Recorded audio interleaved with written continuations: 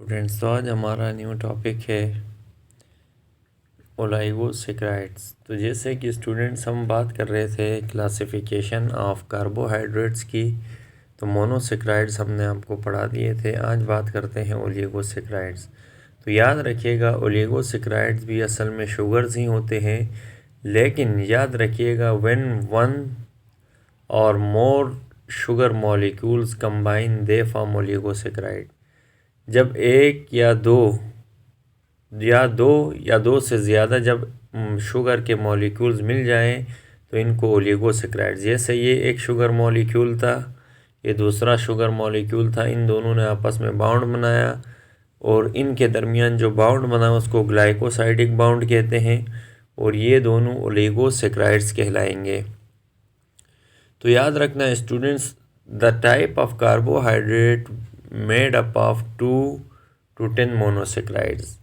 याद रखिएगा, ये जो बाउंड बनता है हो सकता है किसी 2 शुगर्स का बना हो तो ये डाइसैकेराइड होगा। अगर वो नहीं 3 शुगर्स का बना है ये, तो ये ट्राइसैकेराइड। 4 का बना है टेट्रासैकेराइड, 5 का बना है पेंटा। इसी तरह स्टूडेंट्स ये यानी 2 से 10 तक, यानी जैसे 1 2 3 4 5 6 7 8 9 10, यानी इस तरह के अगर बाउंड्स बनाए 2 से 10 तक, ये 2 थे और ये यहाँ 10 तक बनाए, तो ये कहलाते हैं ओलिगोसैकेराइड्स। इतने यानी बाउंड्स बना सकते हैं। These are comparatively less sweet in taste. ये इनका टेस्ट देखें तो ये इतने मीठे नहीं होते। And less soluble in water. बेटा सोल्यूबल से इसके सोल्यूट्स कुछ यानी ऊपर नज़र आएंगे, यानी कम्प्लीटली ये सोल्यूबल नहीं है, लेस सोल्यूबल है। They can hydrolyse. हाइड्रोलाइज हमने पहले भी समझाया था स्टूडेंट्स। अगर ये एक शुगर मॉलिक्यूल है, ये दूसरा शुगर मॉलिक्यूल है, यहाँ ये हमने H2O या वाटर की मदद से क्या करेंगे, इसको ब्रेक करने की कोशिश करेंगे। तो अब याद रखिएगा यहाँ पर ये क्या होगा, ये ब्रेक हो जाएंगे और ब्रेक होने की वजह से यहाँ पे एक शुगर मॉलिक्यूल के साथ हाइड्रोक्सिल ग्रुप अटैच होगा, दूसरे के साथ H अटैच होगा। तो इसमें हमने क्या दिखाया कि ये यानी ब्रेक हो रहे हैं। तो इसका मतलब ये है कि हमेशा हम यानी ओलिगोसैकेराइड्स को हाइड्रोलाइज कर सकते हैं, ब्रेक कर सकते हैं। और हाइड्रोलाइसिस इसी को कहा जाता है। वाटर को नहीं तोड़ते बल्कि पानी की मदद से उस बाउंड को तोड़ते हैं, इसी को हाइड्रोलाइसिस कहते हैं, जो अभी दिखाया था। The most common type is disaccharides. सबसे ज़्यादा जो स्टूडेंट्स याद रखिएगा ओलिगोसैकेराइड ज़्यादा कॉमन होता है वो है disaccharide. On hydrolysis yield 2 monosaccharides. ये देखें, जब हम इसको हाइड्रोलाइसिस करेंगे तो ये 2 मोनोसैकेराइड्स बनाता है, यानी 2 शुगर्स बनाता है, जो अभी दिखाया था आप लोगों को। The covalent bound between these 2 monosaccharides is called glycosidic bound. अभी जैसे हमने बताया था स्टूडेंट्स कि ये एक शुगर मॉलिक्यूल था, ये दूसरा शुगर मॉलिक्यूल, ये दरमियान में ये लाइन क्या शो कर रही है, बाउंड को शो कर रही है। तो हमेशा याद रखना कि 2 शुगर मॉलिक्यूल्स के दरमियान जो बाउंड होता है वो एक कोवलेंट बाउंड होता है, जिसमें शेयरिंग ऑफ इलेक्ट्रॉन्स होती है, वो कोवलेंट कहलाते हैं।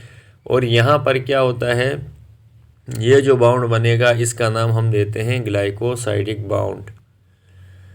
Glycoside is simply ring shaped sugar molecule. एक ख़ास बात याद रखिएगा, ग्लाइकोसाइड्स हमेशा रिंग शेप में होंगे, molecules that attach to another molecule. ये आप देख सकते हैं स्टूडेंट्स, यहाँ पर हम आपको थोड़ा जूम करके दिखाते हैं।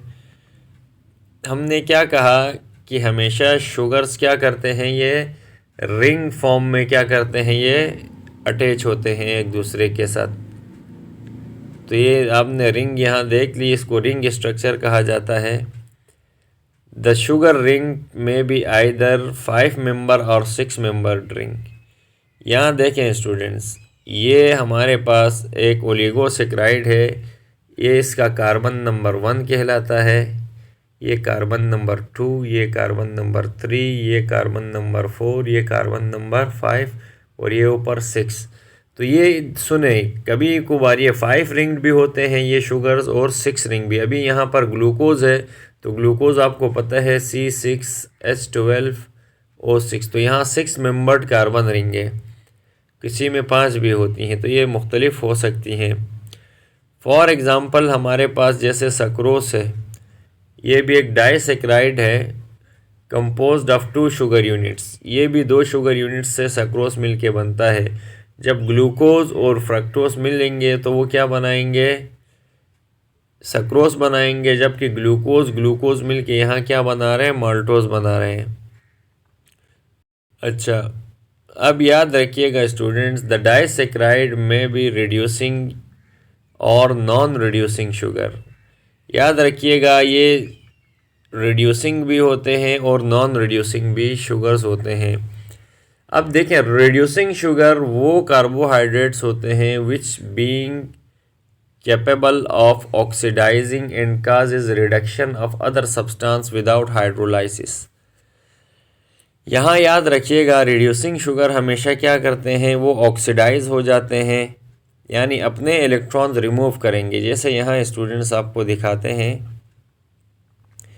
हमने कहा था कि जो रिड्यूसिंग जो शुगर्स होते हैं वो हमेशा अपना जो एक इलेक्ट्रॉन क्या करते हैं बच्चे, ऑक्सीडाइज कर देते हैं। ये देखें, ये रिमूव कर देंगे अपना तो वो रिड्यूसिंग शुगर्स कहलाते हैं।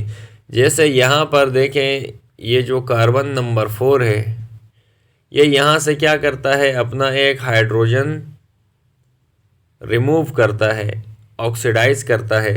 और यहाँ पर जो कार्बन नंबर 1 है, ये कार्बन नंबर 1 के साथ अटैच होता है हाइड्रोक्सिल ग्रुप। अब ये जो हाइड्रोक्सिल ग्रुप के साथ यहाँ से ये कार्बन नंबर 4 क्या करता है, अपना हाइड्रोजन ऑक्सीडाइज करता है। ऑक्सीडाइज करने की वजह से ये यहाँ पे ये रिड्यूस हो जाता है, यानी ये ऐड हो जाएगा और ये वाटर रिमूव हो जाता है इसमें। अब यहाँ पर याद रखिएगा, इनके पास फ्री इलेक्ट्रॉन ज़्यादा होते हैं कार्बन नंबर 4 के पास, इसके पास, तो इसलिए इनको हम कहते हैं रिड्यूसिंग शुगर, जो क्या होते हैं स्टूडेंट्स, ऑक्सीडाइज हो जाते हैं। तो कार्बन नंबर 4 हमारे पास एक रिड्यूसिंग शुगर है। क्यों? क्योंकि ये ऑक्सीडाइज हुआ, रिमूव हुआ और ये किसी दूसरे सब्सटेंस OH के साथ मिला विदाउट हाइड्रोलिसिस, बगैर वाटर को ब्रेक किए। अब ये क्यों हुआ? It is due to the presence of free aldehyde in free ketones group. यहाँ ये देखें, ये जो कार्बन नंबर 4 है, 1 है हमारे पास, ये क्या है बच्चे, एल्डिहाइड ग्रुप है। और ये यहाँ पर ये कार्बन नंबर 4 केटोन ग्रुप है। क्यों? यहाँ पर फ्री इलेक्ट्रॉन्स हैं। इसने क्या किया, अपना इलेक्ट्रॉन इसको दे दिया और उसने यहाँ इसको एक्सेप्ट किया था, जब भी इसको हमने कहा ये ऑक्सीडाइजिंग है या रिड्यूसिंग शुगर्स हैं, क्योंकि ये इसने एक्सेप्ट कर लिया इसके इलेक्ट्रॉन को। एग्जाम्पल जैसे माल्टोज हमारे पास क्या है, एक रिड्यूसिंग शुगर है। द नॉन रिड्यूसिंग शुगर्स, अब नॉन रिड्यूसिंग क्या होते हैं, which are unable to be oxidised and do not reduce the other substances. याद रखिएगा बच्चे, जैसे कि ये जो कार्बन है, अभी हम आपको समझाते हैं, यहाँ पर क्या हुआ था, ये जो कार्बन नंबर 4 है हमारा, इसका हाइड्रोजन यहाँ आ गया तो ये ऑक्सीडाइज हुआ, तो इसलिए ये रिड्यूसिंग कहलाया। जबकि आप यहाँ पर देख सकते हैं, ये जो कार्बन 1 है स्टूडेंट्स, कार्बन नंबर 1 का जो हाइड्रोजन है, क्योंकि अभी इसके साथ बाउंड नहीं बना, तो ये ऑक्सीडाइज नहीं होगा, इसीलिए ये क्या कहलाते हैं, non reducing sugar. Non reducing sugar वो शुगर्स होते हैं जो that are not able to oxidise, यानी ये हाइड्रोजन ऑक्सीडाइज नहीं होगा जो कार्बन नंबर 1 पे है। क्यों? क्योंकि इसके साथ कोई और बाउंड नहीं है, तो इसलिए इनको नॉन रिड्यूसिंग शुगर्स कहा जाता है। तो स्टूडेंट्स याद रखिएगा, ये प्रॉपर्टी होती है ये ओलिगोसैकेराइड्स की, ये नॉन रिड्यूसिंग शुगर भी होते हैं, रिड्यूसिंग भी होते हैं। और ये हमने एग्जांपल से समझाया कि जैसे अभी कार्बन नंबर 4 ये एक रिड्यूसिंग शुगर है और कार्बन नंबर 1 यहाँ पर जो अटैच है, ये आपको दिखाया था, ये नॉन रिड्यूसिंग शुगर है। क्यों? इसका बाउंड नहीं बना, इसका बाउंड बना था इसलिए इसने अपना हाइड्रोजन दे दिया, ये रिड्यूसिंग शुगर कहलाया। क्यों?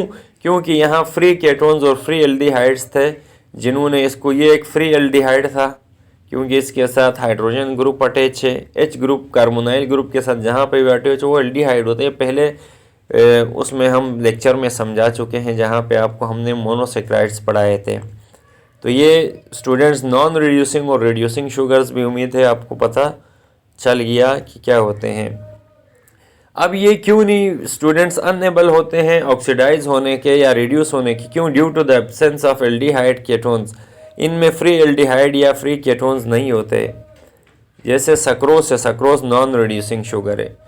अब बात करते हैं लिविंग ऑर्गेनिजम्स, स्पेशली जो प्लांट्स होते हैं, ट्रांसपोर्ट शुगर को आगे भेजते हैं लीफ से फ्रूट तक, और ये नॉन रिड्यूसिंग शुगर के फॉर्म में जाता है और इनके दरमियान ग्लाइकोसाइडिक बॉन्ड बनता है इन कार्बोनाइल ग्रुप के दोनों शुगर्स के, क्योंकि यहाँ दो शुगर्स अटैच होते हैं। और ये याद रखिएगा जो लीफ से फ्रूट तक जो शुगर नॉन रिड्यूसिंग शुगर होती है।